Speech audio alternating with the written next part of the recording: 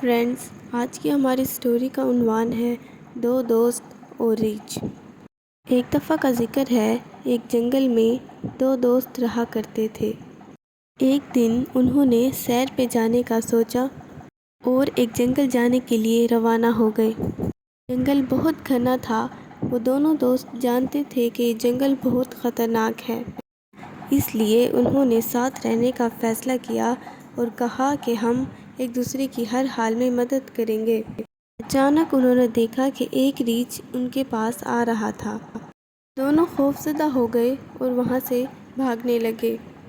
ان دونوں میں سے ایک دوست دوسرے دوست کی پرواہ کیے بغیر درخت کے اوپر چڑھ گیا۔ دوسرا دوست درخت پر چڑھنے کا طریقہ نہیں جانتا تھا۔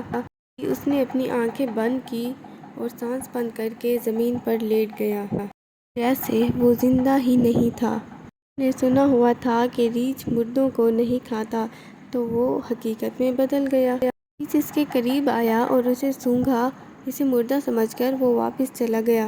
ریچھ کے واپس جاتے ہی دوسرا دوست درخت سے نیچے اترا اور دوست سے کہنے لگا، ریچھ تمہارے کان میں کیا بات کر رہا تھا؟ دوسرے دوست نے جواب دیا، ریچھ نے مجھے خبردار کیا، کہا کہ ان دوستوں سے دور رہو جو خطرے کی حالت میں تمہارا ساتھ نہ دیں۔